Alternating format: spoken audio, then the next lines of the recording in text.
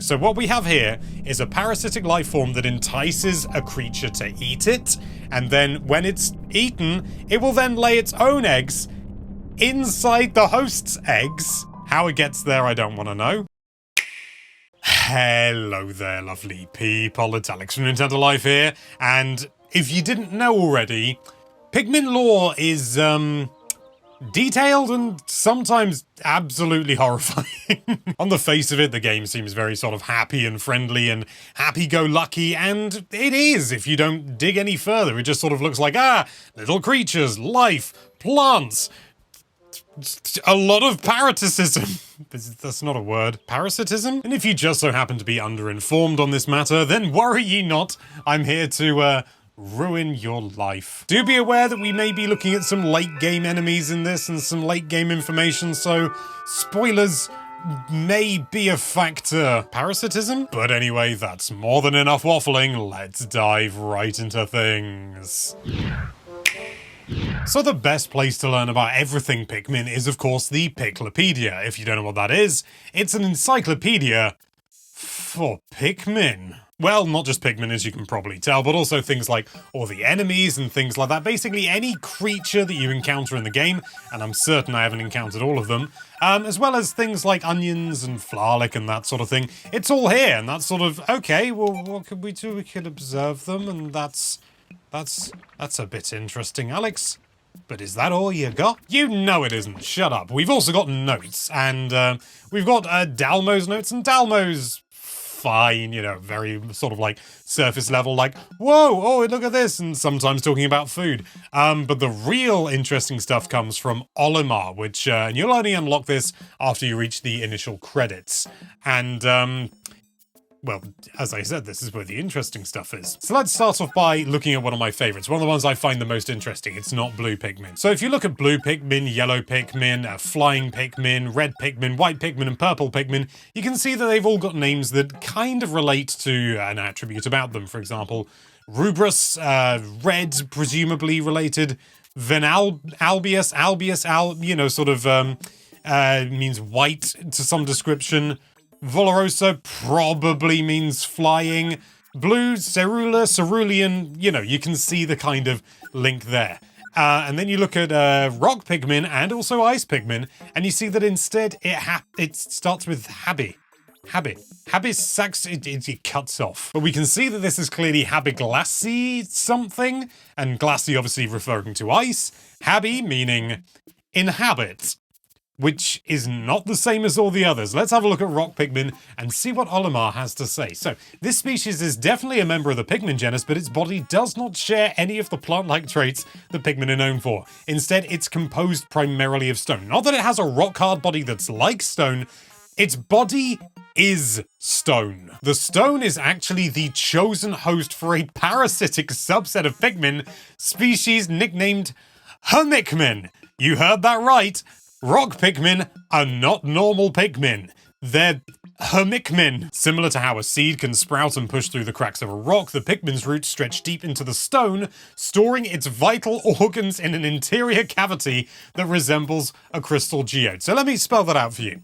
Rock Pikmin are created by rocks, you know, sort of just being there and existing, and the Pikmin sort of sprout or seed or whatever it is that they have lands and starts to act as a parasite on this rock. Is it a parasite if it's inanimate to begin with? Either way, the rock is the host and the Pikmin is like using it as a body, and it starts producing organs and stuff inside.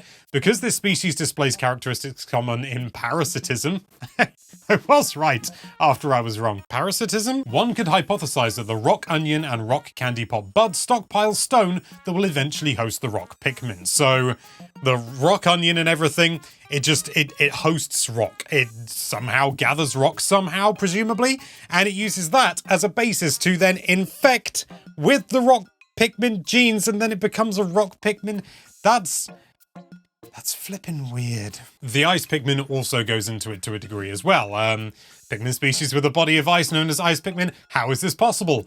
The answer to that question lies in the fact that ice Pikmin are parasitic by nature, and the ice serves as their host. Their composition of this type of ice is predictably mostly water, but it resembles a saline solution with faint concentrations of trace sodium ions, potassium ions, and calcium ions that function as neural transmitters. Olimar is so into his Pikmin, he starts talking about their neural transmitters. This is the level of detail that no game needs, but I will absolutely gobble up. Interestingly, the ice exhibits no visual signs of melting or dripping when exposed to sunlight. This is due to its low temperature core, which continuously creates more ice in order to maintain a consistent size.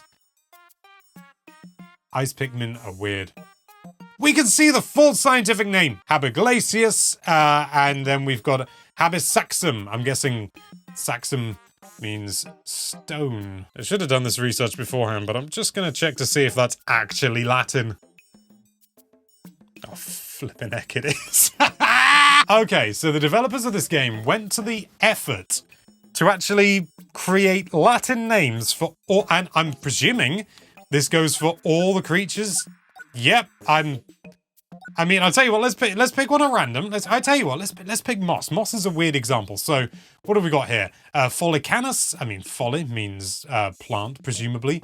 Canis, dog, obviously. And that's the wrong button, Alex. Canis amicarus. So what does amicarus mean? Friendly. Ah! Friendly plant dog, presumably. It's surely not going to have Follicanus in there, is it? Follicanus. No. But folly means leaves, so it means leaf dog friendly. Friendly leaf dog.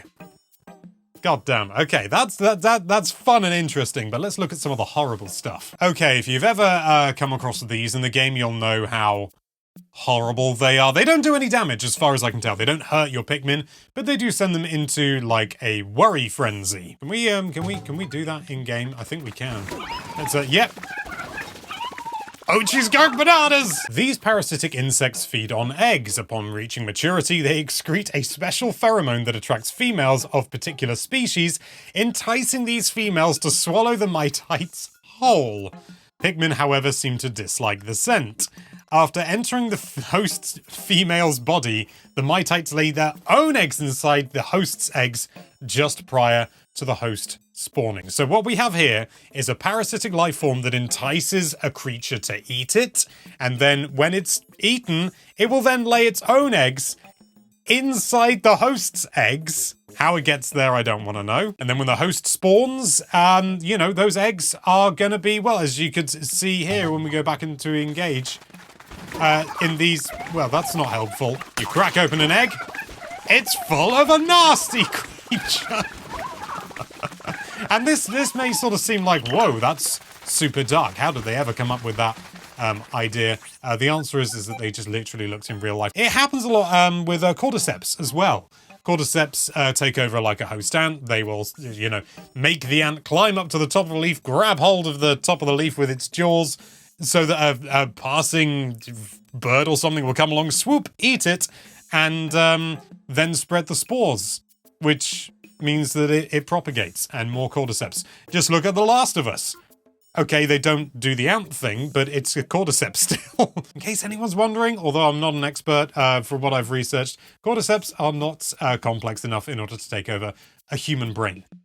Worry ye not, it's just fantasy. Yellow Pikmin are really interesting because obviously they're immune to electricity, and it addresses that. It's generally believed that the Pikmin body was originally the root of the plant that has evolved over centuries, if not millennia, developing structures analogous to muscles, neural networks similar to those of a brain, and more. So, you heard it here first, guys. Pikmin are actually plants, they're not animals. I mean, they're kind of halfway. However, yellow Pikmin possess a perfect resistance to electricity, a force which actually possesses extreme danger to other organisms. Oddly enough, this species of Pikmin actually seems to enjoy electricity. Their flowers even bloom when they are exposed to an electric current. This fact would lead one to believe that their neural transmission methods are quite different to our own. This species often uses the ear-like lamella, I don't know how to pronounce that, to soar to great heights and dig holes. So again, we're talking about neural transmitters in this, what many people would consider a children's video game. It's crackers. I love it. Oh, moldy dwarf bulbob. This one's going to be good. This is an example of a young bulbob body that's been infected by fungal filaments. Now there's so much parasitism. Parasitism? Now a host, it unconsciously continues to seek out and ingest food, all the while scattering large amounts of spores out of the spore sacs on his back until it can no longer move. After all host body activity ceases, the specimen mutates into a fungal culture that would eventually become a juvenile toxstool, which I have not found in the game yet. Or have I? This one's by no means new to any degree, but yeah, you look at this. Dwarf bulbob, you think, okay, it's a baby bulbob or a small one or something. Nope. Groundbreaking new research indicates that this creature is in fact a member of the breadbug family. A close relative of the breadbug, it escapes predation through its mimicry. Do you want to see a breadbug? This is a breadbug. Looks like bread. Unique adaptation of the bulbob's crimson coloration allows the species to safely commingle. Such effective adaptation and obfuscation by a prey species is rare, indicating this clever creature is a master of mimicry. So, this is a bread bug that has evolved to look exactly like a bulbob. And again, we see that in nature. Hoverflies and stuff like that. Hoverflies, they look like wasps. I mean, you know, we know better, but well, having said that, at a glance, you may not actually know. And it scares other things. And although it doesn't like try and mingle with other wasps or anything, at least I don't know of any hoverfly that does that. But there's probably something that does. I mean, look at a cuckoo. Doesn't look anything like the host bird. It still gets away with it. Birds are stupid. But all those times you think you've been killing the babies of the big bulbobs and you're like, oh, I don't want to anger them. And I swear in some games, I think maybe just the first one, I don't know for a fact, they can scream when attacked. Like actually scream. And it'll wake up the parent, which is actually just a bulbob. Which is actually just a bulbob. It's just a bulbob. That's a big one. You're joking? Even the dwarf orange bulbob is a bread bug. Just as dwarf red bulbobs mimic the appearance of the bulbob, it was theorized that a variant mimicking the orange bulbob must also exist. Recent fieldwork has confirmed this theory. For goodness sake. This is an interesting one as well, the horned cannon beetle. Males of the species are known for their horn-like blowholes. When females reach maturity, their blowhole closes and they lose the ability to launch rocks. That's interesting in and of itself. But it gets better. At the start of the breeding season, the females lay eggs on rocks launched by a male. The rocks then become food for the growing larvae. Interesting. Though once mistaken for adult armored cannon beetles, this species is actually a naturalized non-native species that migrated here from another continent. The horned cannon beetle can breed with armored cannon beetles, but only about half of the eggs will actually hatch. This hybrid species has the potential to seriously pollute the gene pool. Furthermore, it exhibits aggressive territorial behavior, sometimes launching boulders at young armored cannon beetles, which has driven the latter species to the verge of extinction. Again, pretty much this, play for play, except for this is a made-up species, actually happens in nature. You have an invasive species, you'll end up with like a hybrid, and the hybrid will take over, basically. I can't think of any examples off the top of my head. My first thought is the grey squirrel, but that's, they don't produce a hybrid as far as I'm aware. But the red squirrel is in trouble.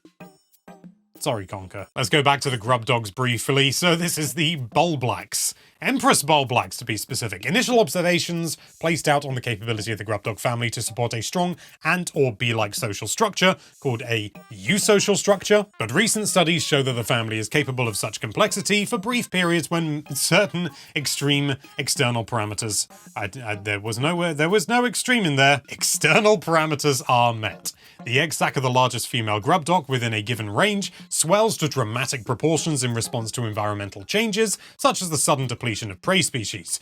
These females temporarily take on the role of a pack matriarch. So this species that is, you know, sort of only semi-social, although it's social with bread bugs because they're cheeky sausages, can become eusocial when certain environmental instances occur, and you end up with something like this, which is like a queen ant or a queen bee.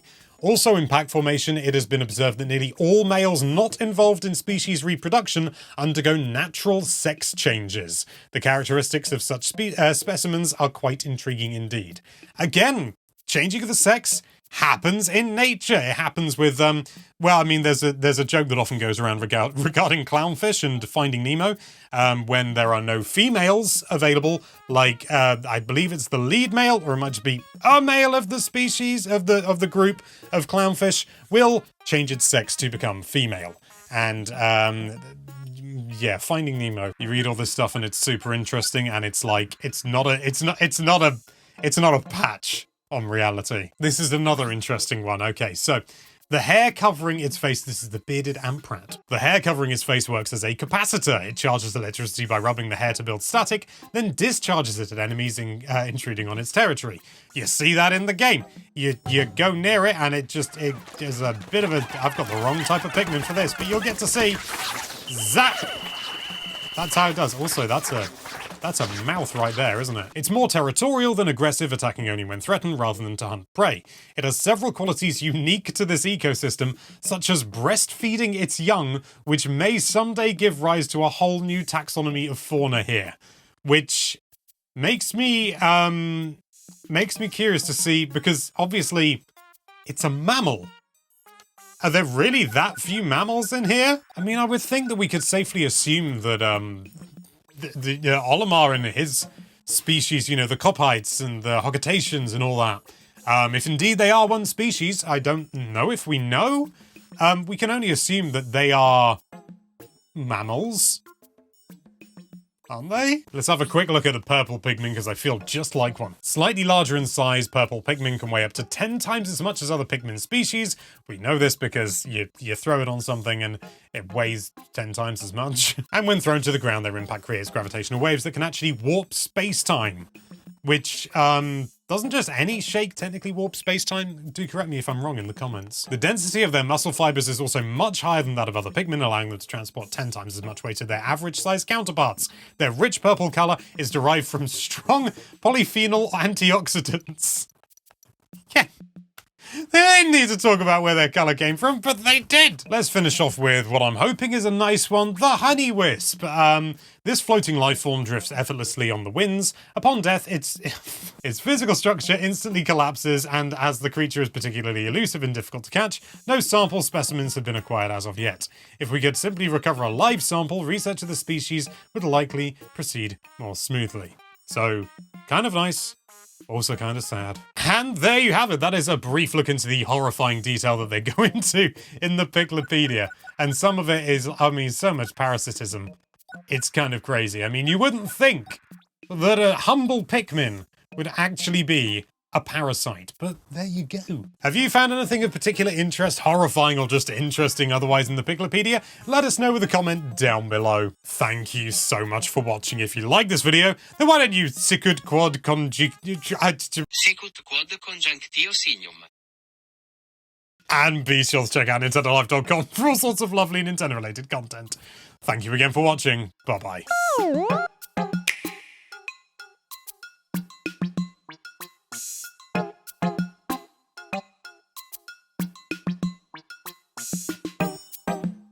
Parasitism?